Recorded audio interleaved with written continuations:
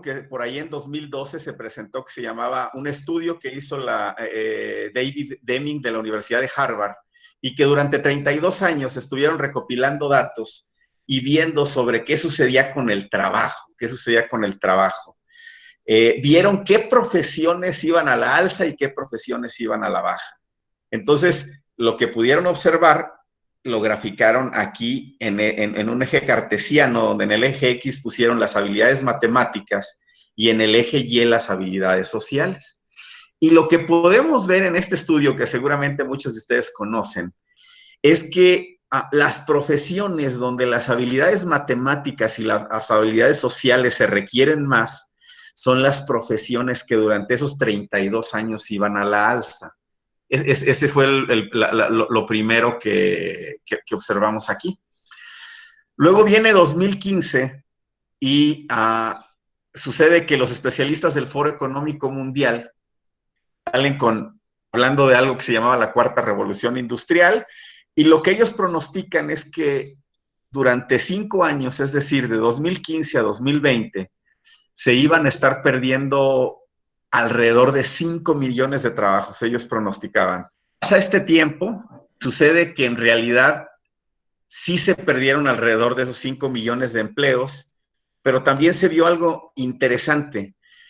Pudieron notar que se ganaron más de 5 millones de empleos, lo cual era positivo, que se ganasen más de 5 millones de empleos. La cuestión es que nuevamente esos empleos, los empleos que se estaban perdiendo se regeneraban, pero en áreas como la inteligencia artificial, la robótica, la programación, la nanotecnología, la biotecnología, entre otras. Entonces, ese es el tipo de cuestiones que se han estado viendo en los últimos años. Entonces, eso nos hace pensar, como gente de educación, en cómo vamos o cómo tenemos que preparar hoy a nuestros estudiantes para los trabajos del futuro. ¿Y para qué trabajos? Bueno, la cuestión es que, digamos que nuestros papás por ahí la tuvieron un poquito más fácil con nosotros, ¿no? O los educadores de antes, porque decían, pues mi hijo quizás va a ser médico, quizás va a ser empresario, va a ser comerciante, quizás arquitecto. Entonces las habilidades que yo tengo y los conocimientos que debe traer son estos, ¿no? Y en base a ellos se hizo toda la currícula. Pero sucede que hoy no es así. Sucede que sabemos que para 2025 los empleos van a ser diferentes. Es más, los empleos van a ser, va a haber mucha tecnología dentro de los empleos. Eso es lo primero. No conocemos las tecnologías que va a haber en 2025 y además no conocemos las profesiones que van a ser las principales en 2025. Entonces, como educadores, nuestro reto es, ¿qué le tengo que enseñar yo hoy a un niño para que en 2025 este joven, este niño, pues pueda salir adelante y pueda enfrentarse a los retos que hoy estamos viviendo uno de ellos, ¿no? Es algo, nos había tocado a algunos, fue ahí la parte de la influenza. Hoy estamos aquí viviendo este pequeño webinar de esta forma, aprendiendo a trabajar de otra manera, pues por una situación que se presentó. Bueno, estas situaciones, no me refiero específicamente a pandemias, pero a situaciones que cambien nuestra forma de vida, se empiezan a presentar y van a ser más recurrentes cada momento. Hoy tenemos que pensar que nuestra responsabilidad es educar a estos niños, a estos jóvenes, para un mundo para el que hoy no entendemos qué retos les va a presentar. Entonces, el primer tema que ya voy a hablar es sobre algo que se llama abstracción computacional. ¿Qué es la abstracción computacional? Bueno, pues vamos a pensarlo de la siguiente manera. Es algo que estamos viviendo en el día a día.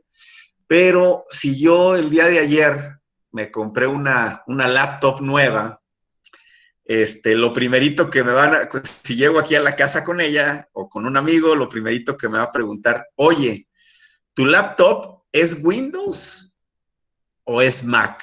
Es casi seguro la primera pregunta. Si hubiese alguien ya muy técnico, a lo mejor sí me pregunta si es HP o si es o ya por la marca. Pero en general, la mayoría de las personas también me compro un celular nuevo y ¿qué pregunto?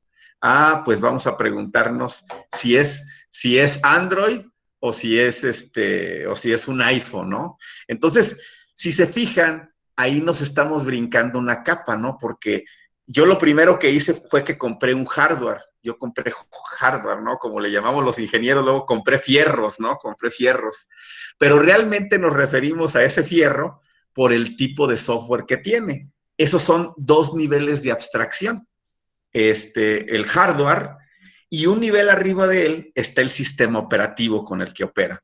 Pero es ya tan común para nosotros que a veces el sistema operativo, en ese nivel de abstracción, ese es el nivel en el que nosotros nos basamos para determinar si tu compra fue buena o mala, ¿no? Para criticarlo. Entonces, desde ese punto de vista, yo ahorita he comentado dos niveles, lo que es el hardware, lo que es físicamente el celular, o la PC, la laptop, y por otro lado, lo que es el sistema operativo, es otro nivel de abstracción, ¿correcto? Entonces, eso vamos llamándole niveles de abstracción. Voy a hablar de un ejemplo que seguramente a todos nos ha tocado. Vamos a hablar de Blockbuster. Vamos a hablar de Blockbuster. Yo creo que a todos nos tocó pagar una multa en Blockbuster, ¿no? Sucede que Blockbuster es una empresa que murió porque no tuvo la visión de lo que iba a suceder en el futuro. Y por eso un día murió Blockbuster y nació el rey net, que hoy se llama Netflix, y que estoy seguro que en estos días muchos lo estamos usando de alguna manera, ¿no? ¿Correcto? Entonces, si vamos viendo niveles de abstracción, nuevamente, computacional, yo tengo el hardware, sobre él tengo un sistema operativo, y sobre ese sistema operativo yo voy a poner Netflix, ¿correcto? Entonces, ahí ya estoy hablando de tres niveles de abstracción computacional: el hardware, el sistema operativo y una aplicación que se llama Netflix, ¿correcto? Después, no sé, hay una historia por ahí entre los computólogos. No recuerdo, fue a inicios de este milenio, debe haber sido por ahí, no sé si 2008 por ahí, pero Netflix sacó el premio del $1,000,000. Lo que propuso a todos los computólogos por ahí Netflix es que desarrollaran un sistema que le recomendara a las personas cuál era la película que más le gusta, qué tipo de, las películas que más le fueran a gustar. Entonces, como era un premio bastante agradable de $1,000,000, sucede que efectivamente muchos grupos de investigación, chicos, jóvenes, empezaron a trabajar en un sistema que en base a la historia, o sea, si yo hoy vi una película de terror, mañana una de terror, pues él iba a decir, te voy a recomendar las mejores películas de terror. Y empezaron a ver cómo hacer esto. Al final de cuentas, por ahí un equipo de jóvenes desarrollaron un algoritmo muy eficiente de esto. Y este algoritmo, Netflix les pagó su $1,000,000, pero el algoritmo no lo pudo implementar porque era muy complejo. Con ese advenimiento, se empezó a pensar en nuevos sistemas de recomendación y cómo el cómputo podía ser personalizado. Entonces, estamos hablando aquí primeramente de hardware, luego de sistema operativo, luego de Netflix y luego dentro de Netflix un sistema de recomendaciones que es muy bueno, por cierto, ¿no? Casi siempre le atina a mis gustos, ¿no? Y si entra alguien más YouTube, le he platicado, creo que ya nos conoce más que nosotros mismos, ¿no? ¿Y qué sigue en ese camino de Netflix? Un sistema, no sabemos. Lo único que sabemos es que hay una línea de abstracción computacional, donde en la base estaba el hardware, después siguió el software, después una aplicación, después otra aplicación que es un sistema de recomendación y no sabemos qué sigue. Eso es bien interesante porque lo que podemos ver, si lo viéramos como una pirámide, pues en la base está el hardware, ¿no? En la siguiente fila está el sistema operativo y de esa manera se van comportando. Si volvemos a voltear a ver otro ejemplo, pues otra vez, a ver, yo tengo hoy en día un sistema en la base de la pirámide, tengo mi iPhone, ahora le llamamos todo esto computación oblicua, se le llama, porque ahora las máquinas, desde que a Steve Jobs se le ocurrió que cada quien debería traer una máquina en la mano, sucede que las máquinas, ya no se desarrollan las máquinas nada más porque sí, sino que se desarrollan las máquinas pensando en que sean muy eficientes para su uso en el ser humano, ¿no? Para que el ser humano, o sea, se va adaptando la tecnología al ser humano. Eso se le llama computación oblicua, ¿no? Ok. Entonces, tengo mi iPhone, luego Google llega y construye el siguiente sistema de abstracción que se llama Android, y luego llega un par de por ahí de emprendedores que no los habían querido contratar en Google, creo, y construye algo que se llama WhatsApp, construye WhatsApp, construye un tercer nivel de abstracción computacional llamado WhatsApp. Y después del WhatsApp, a alguien se le ocurre ahí adentro de hacer videollamadas y luego hicieron otro nivel de abstracción que es que hacer un WhatsApp personalizado para empresas que pudiera ser más eficiente para hacer mercadotecnia y cosas por el estilo. Entonces, nosotros lo que hemos estado viendo en los últimos años es que las generaciones lo primero es que las generaciones usan máquinas para resolver problemas. Eso es bien interesante. Las nuevas generaciones estamos usando máquinas para resolver problemas y para eficientizar el trabajo. Hay toda una discusión filosófica, qué tan bueno es, qué tan malo, no me voy a meter ahí, pero así está sucediendo, ¿no? Entonces la tecnología es algo que usamos, ¿no? Y de repente cuando doy por ahí alguna capacitación a maestros o algo así, les digo, el teléfono celular podemos hacer una de dos cosas. O les decimos a los alumnos, es malo, échenle una hoguera y hay que quemarlos. Esa es una posibilidad. Y la otra es sacarle jugo a nuestro favor. O sea, ver de esta revolución que estamos viviendo, que le estamos llamando, por cierto, que se llama Cuarta Revolución Industrial, cómo sacarle jugo a la misma. Eso es lo que estamos viviendo hoy en día. Entonces, lo interesante de esto es que yo no puedo ver hasta dónde van a llegar los sistemas de abstracción. No me lo puedo imaginar, no sé qué tan rápido se creen. Lo que sí sé es que los principios básicos de cómputo no han cambiado en los últimos 50 o 60 años que se inventó. Los principios básicos de las máquinas siguen siendo los mismos, solo los niveles de abstracción han ido creciendo en el tiempo. Y eso es demasiado importante, para motivos de esta charla. Y bueno, surge una palabrita por ahí bien interesante que a mí me gusta mucho que se llama programación. Sucede que para ir desarrollando los diferentes niveles de abstracción todos los días que han ido resolviendo nuestros problemas, para resolver esos niveles, se usa algo que llamamos programación, ¿correcto? Entonces, un poquito eso va muy pegado a nuestro tema que es el pensamiento computacional. Ok, pues ha habido mucha gente que está revolucionando el mundo, ¿no? Que está revolucionando el mundo. Aquí hablar de estas personas, pues podemos hablar de Steve Jobs, podemos hablar de mi héroe que se llama Elon Musk, siempre en mis charlas lo uso mucho porque lo admiro. Pero en esta quise cambiar los héroes. Sí quiero hablar de héroes, pero de héroes que están un poquito más cercanos a nosotros y que no sé qué tanto ustedes los conozcan, ¿no? Esos héroes, aquí le puse esta lámina, también en Latinoamérica se cuecen habas o se dan manzanas, no sé cómo dice el dicho, pero la realidad es que no estamos tan lejanos y tan ajenos a los personajes que están cambiando la forma en la que hoy estamos viviendo, ¿no? En la forma como hoy nos comunicamos. Estoy seguro que ahorita todos tienen a su lado ahí un iPhone. un celular inteligente y están al pendiente de cómo va el número de casos de coronavirus en México, cómo está creciendo en el mundo. Y bueno, en Latinoamérica también, este tipo de chavos los estamos formando también en Latinoamérica y eso es de dar gusto. El primero que tengo a mi izquierda, no sé si lo conozcan, se llama Luis Von Ahn, guatemalteco, y es una de las personas que yo más admiro en este mundo.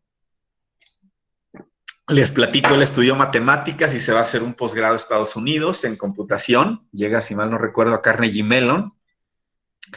Y por ahí, a inicios del 2000, inventa algo que se llama el CAPTCHA. Es parte de su tesis de doctorado.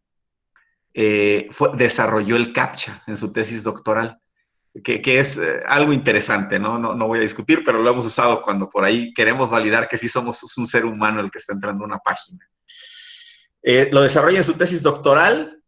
2 años después de terminar el doctorado, desarrolla algo que se llama reCAPTCHA y se lo vende a Google, si mal no recuerdo, por $30 millones. Entonces él tenía 28 años y $30 millones en el banco, ¿no? Y pues pudo haberse ido a la playa o a disfrutar de su dinero, supongo que lo disfruta, pero también se puso a crear otra cosa.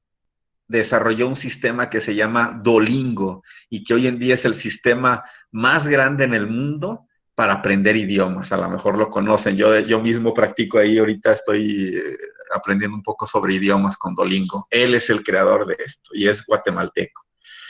Jordi Muñoz, a lo mejor lo han escuchado, un chico brillante y 2 veces rechazado para ingresar a ingeniería al Instituto Politécnico Nacional.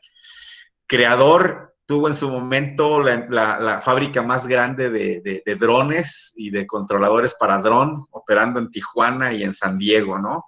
Ahorita creo que ha tenido algunos problemas, pero todavía está ahí presente, mexicano, por supuesto.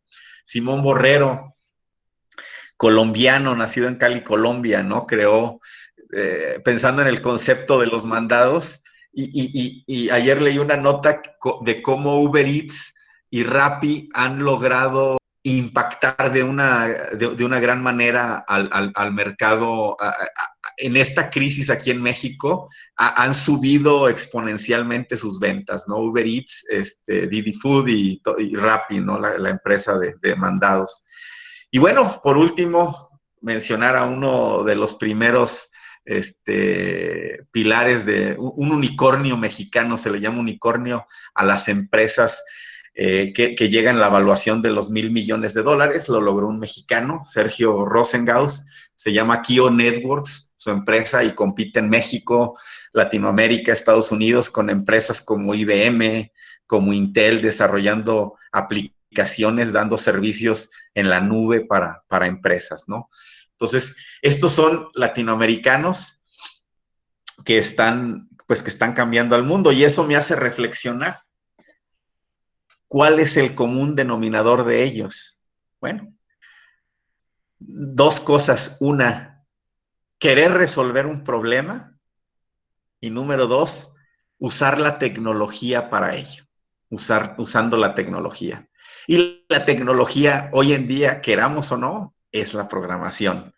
Y no quiere decir que todos ellos sean programadores, ¿eh? Quiere decir que entendían cómo resolver problemas usando máquinas y que tuvieron el liderazgo de crear un equipo eficiente de personas para ello. Entonces, un poquito, esa es la historia de un poquito reflexionando sobre eso. Recordemos la pregunta inicial: ¿qué hacer para educar a nuestros hijos? ¿Cómo hacemos para que en México, en Centroamérica, en Sudamérica, se den esos casos de éxito y que estas personas también sean los héroes de los jóvenes que estamos educando hoy en día, ¿no? Es un poquito de las preguntas.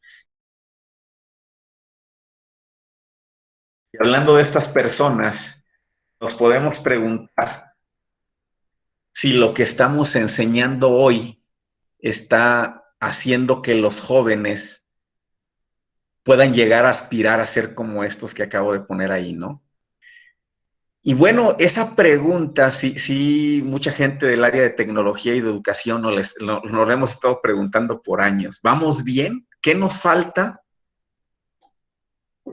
¿Qué nos falta para poder educar a nuestros jóvenes de esa manera? Y voy a robarme un ejemplo que es el doctor Alberto Cañas, es de Costa Rica, estudió también en México, en Canadá, y él puso un ejemplo bien fácil, ¿no? En una de sus conferencias dijo, imagínense el cambio, imagínense que yo estudié química o física en 1950. Yo estudié química o física en 1950 y pues sucede que unos años después nos damos cuenta que hay un cambio climático global. Hay un cambio climático, ¿no? La pregunta es, ¿será que si yo estudié hace 50 años, cuando no se sabía nada del cambio climático, aún así puedo leer y entender sobre el cambio climático? Y la respuesta es simple, sí, porque el cambio climático se debe a efectos físicos y químicos. Y sucede que hay ciertos principios físicos y químicos que si yo entiendo de esos principios, entonces yo puedo entender, aunque no exista un fenómeno, en su momento yo puedo leer y comprender el fenómeno en base a esos principios físicos. Entonces, eso es lo que atañe a las ciencias naturales, si estamos de acuerdo todos. Pero luego vienen, entonces, en computación, todo esto que estamos viendo, existirá una serie de principios básicos que si yo los comprendo, entonces puedo pensar en resolver problemas usando máquinas en cualquier nivel de abstracción. Y justamente eso, la respuesta a eso, es lo que todos los pedagogos de la tecnología han llamado pensamiento computacional, justamente, ¿no? Pensamiento computacional me gusta, lo tomé de un libro que voy a referenciar en la siguiente diapositiva. Este es uno de los muchas definiciones que hay de pensamiento computacional, pero sobre todo me quedo con la parte de abajo, ¿no? Que puede usarse hasta como de marketing de alguna manera, ¿no? Pensamiento computacional igual a pensamiento crítico, se me fue, no es crítica, es crítico, pensamiento crítico más poder computacional. Sucede que los chicos, estos chicos, los cuatro que puse antes, lo que les puedo decir es que tenían muy desarrollado su pensamiento crítico y que emplearon el poder computacional para resolver un problema. Esto justamente es lo que atañe al pensamiento computacional. Y mucho de lo que se trata es de el pensamiento computacional, es de buscar cuáles son los elementos básicos para que los chicos deben entender para que, aunque nunca hayan visto nada, ellos puedan comprender de fondo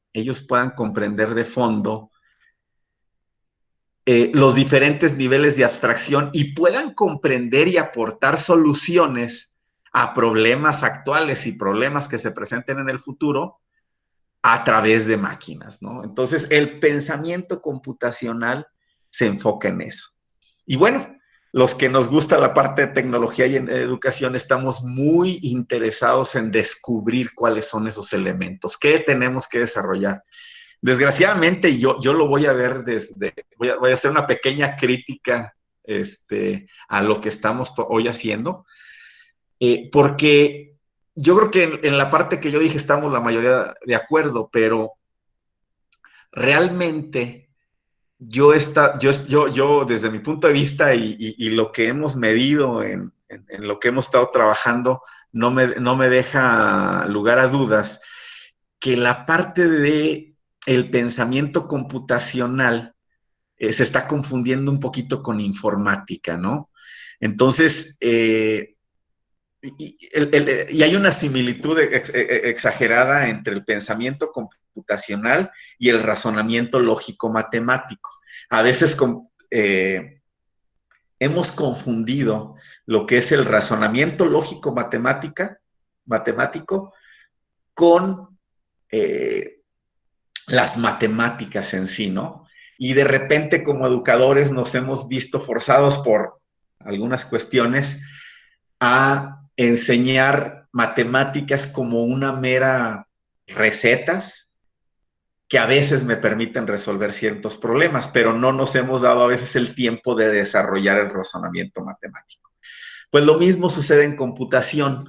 A veces nos hemos enfocado más en desarrollar, en que aprendan bien programas de cómputo, inclusive que se certifiquen en ellos, en lugar de desarrollar el pensamiento computacional.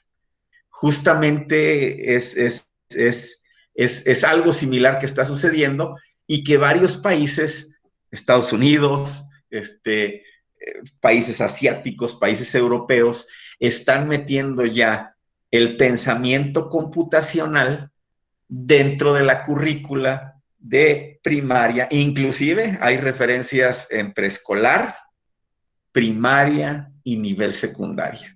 ¿Cómo lo hacen? Casi en todo lugar lo hacen enseñando a programar a los niños, enseñándolos a programar, no forzosamente a codificar, pero sí a programar. ¿Correcto?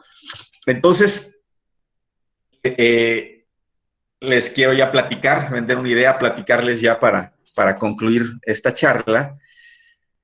Lo que hemos hecho nosotros en Ética, junto con algunos de nuestros aliados, pues hemos estado trabajando en desarrollar una currícula eficiente, probada, que desarrolle el pensamiento computacional en los niños. Y esto lo hacemos a través de cursos de programación o coding. También usamos la robótica y otros elementos, pero ahorita voy a platicarles un poquito de la parte de codificación, porque en este momento es súper importante. Nosotros difícilmente podemos trabajar con robótica a distancia, es más complicado porque la robótica a veces nos queremos niños que estén juntos para que desarrollen habilidades de comunicación, habilidades de trabajo en equipo y cosas por el estilo. El coding, la programación, entonces en etapas tempranas, nosotros ahorita tenemos alrededor de 8 o 9 mil niños al tiempo trabajando en una plataforma con coding e intentando desarrollar en ellos más que la parte de que conozcan ciertos programas, que desarrollen justamente los conceptos básicos de pensamiento computacional. Nos hemos basado en trabajos de diferentes autores, pero sí quiero resaltar mucho Introducción al Pensamiento Computacional, Conceptos Básicos para Todos, de Jorge Luis Zapotecatl López. Es de la Academia Mexicana de Computación. Es un libro gratuito. Si ustedes le ponen ahí al Google en este momento, ahí lo pueden descargar en línea. Y de lo que habla es justamente de cuáles son los elementos básicos que tiene que entender un niño, un joven, para poder abstraer a resolver problemas de su vida cotidiana a través de máquinas. Esto, al toparnos con esto e irlo desarrollando, tenemos nosotros alrededor de 4 años desarrollando esta currícula. Nos hemos topado con diferentes cosas, ¿no? Por ejemplo, nosotros en nuestra currícula, estos que ponemos aquí por la izquierda, son los elementos básicos que nosotros hemos por ahí sacado. Ahorita nos estamos ya basando en este libro, pero hemos consultado diferentes autores y al parecer de muchísimos conceptos de computación, 200, estos que estamos poniendo aquí son los conceptos básicos que permitirían que un niño, cuando llegue a una etapa mediana y sea experto en química, pueda combinar la química para resolver problemas en química usando máquinas. Y eso no significa, de repente he entrado mucho en charlas, no discusiones realmente, pero sí en charlas con personas que me dicen, oye, es que entonces todos los niños, lo ideal es que todos se les enseñe programación o que todos los niños lleven coding. Bueno, lo primero es que lo apoyo al 100%, ¿no? Pero sí hemos visto, por ejemplo, que en los niños pequeños, por ejemplo, ahorita en primero y segundo de primaria, nuestra currícula está basada en Scratch Junior, está basada en Scratch Junior. Nuestra currícula después de primaria, en primaria alta, la basamos en Scratch. Entonces, para todos los que conocemos Scratch, ahorita voy a mostrar un ejemplo. Para todos los que conocemos Scratch, sabemos que no es necesario codificar, pero que Scratch perfectamente puede ir desarrollando todos los conceptos de pensamiento computacional. Y estos conceptos que se desarrollan en Scratch, con un niño los puede entender perfectamente en etapa de primaria. En nuestra currícula, ya cuando entran a secundaria, intentamos dar el brinco a que codifiquen. Pero de entrada, cuando me pregunta alguien, yo le digo, sí, todos los niños deben desarrollar su pensamiento computacional. Y eso se logra a través del coding, ¿verdad? El pensamiento computacional. ¿Todos deben de codificar? No, desde mi punto de vista. Ese es un punto de vista personal. La codificación yo se la dejaría a niños o a jóvenes, perdón, que quieran enfocar sus carreras a un área de ingeniería. Pero el pensamiento computacional va a ser que un día un arqueólogo o un historiador pueda pensar en soluciones mucho más eficientes en un futuro va a decir, pues vamos a crear aquí objetos tridimensionales. Como yo conozco de tecnología, voy a ponerme a crear la historia, la conquista de México, y lo voy a hacer con objetos tridimensionales animados. Imagínense alguien que haya, un historiador hoy, que estudie historia, pero que sepa de programación. No tiene que sentarse él a programar, pero puede perfectamente imaginar hasta dónde da la tecnología y puede sentarse con un equipo de ingenieros a desarrollar cosas increíbles. Pregúntenselo a un químico, ¿no? Si hoy puede desarrollar una cura para el coronavirus o un médico teniendo la parte computacional. O sea, por eso es que cada vez más son más requeridas las personas y están naciendo nuevas profesiones que combinan dos o más profesiones, ¿no? La mecatrónica estaban los mecánicos, estaban los ingenieros de sistemas y estaban los electrónicos y luego dijeron, pues lo fusionamos en una, ¿no? Pero estas fusiones se están dando hoy. Un matemático, antes decía uno, pues para dar clase, ¿no? Hoy en día un matemático que aprende conceptos básicos de pensamiento computacional y que sabe programar, les puedo decir que puede ganar 100,000 pesos mensuales fácilmente dedicándose a la ciencia de datos y cosas por el estilo. Entonces, un poquito esta charla va en ese sentido, en entender qué nos está fallando y cómo lo podemos, qué nos está fallando en esos ámbitos y cómo lo podemos corregir. Para concluir, me gustaría mostrarles nada más algo que nos gusta mucho, que nos gusta presumir, ahorita que estamos empleando con niños. Voy a abrirles, es un programa de Scratch. Esto es algo que estamos trabajando ahorita, por ejemplo, en quinto y sexto de primaria. Conceptos como estos se ven aquí en Scratch, ¿no?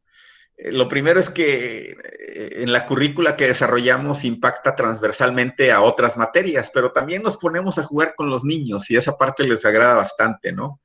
Nos ponemos a jugar, voy a mover un poquito, con códigos como estos, niños de quinto y sexto de primaria, con códigos como este. A lo mejor han visto por allá a sus niños o ustedes mismos a lo mejor han jugado alguna vez este juego. Yo soy muy malo. Uy, que no me está. Ya perdí. Este juego, los chicos de primaria lo empiezan a programar. Ahorita estoy controlando el monito que ven ahí, pero ya perdí porque pegó aquí arriba, ¿no? Entonces, nosotros trabajamos diferentes niveles de abstracción con los niños, justamente usando estas herramientas. Por ejemplo, en el primer nivel de abstracción, en este problema más o menos nos toma como 5 sesiones que lo lleguen a comprender por completo. En la primera sesión ellos empiezan a programar al monito que vieron ahí, que es es un robotito que puede volar. Empiezan a jugar a ver cuánto hacen para no perder, ¿no? Entonces, esto lo logran hacer en un par de sesiones, ¿no? Y se están repasando continuamente todos los conceptos de pensamiento computacional. Después de ello, vamos al siguiente nivel de abstracción. Y en el siguiente nivel de abstracción le pudiéramos decir, oye, si hubiera un superhumano controlando a este robotito, ¿crees que pudiera funcionar mejor? Porque el ser humano tiene sus limitantes, ¿no? Entonces los ponemos a programar una inteligencia artificial, no se los decimos así, pero los ponemos un programa automatizado, un autómata, que es un concepto también importante, que juegue por ellos. Esto se empieza a volver aburrido porque al principio ellos, en este momento, ellos ya no están jugando, yo ya no estoy controlando ese robot, él se está controlando por sí mismo. Entonces el reto es que el robot se controle por sí mismo. ¿Y qué creen? Ahí perdió porque les pusimos un problema adicional. Bueno, ya hiciste un autómata, pero ¿qué crees? Ahora te voy a poner arbolitos. ¿Qué se te ocurre hacer? Y los ponemos a que programen balas, ¿no? Y ahora vamos a poder controlar pero además vas a poder hacer que las balas tumben a los arbolitos. Entonces, con un juego tan simple como este y complicado a la vez, logramos ir haciendo que los niños vayan comprendiendo a través de las semanas los diferentes niveles de abstracción y hacemos que si quieren jugar, ellos tengan que construir sus propios juegos, ¿no? Y los hacemos que vayan más allá en sus juegos. La intención finalmente de esto es que ellos a través del pensamiento computacional se vean como creadores de tecnología más que como meros consumidores. Y queremos desarrollar en ellos un pensamiento crítico para que siempre vean los problemas y su mente empiece a trabajar en cómo voy a resolver dicho problema, ¿no? Entonces, pues es un poquito lo que fue la charla de hoy. Les agradezco por su tiempo. Muchísimas gracias.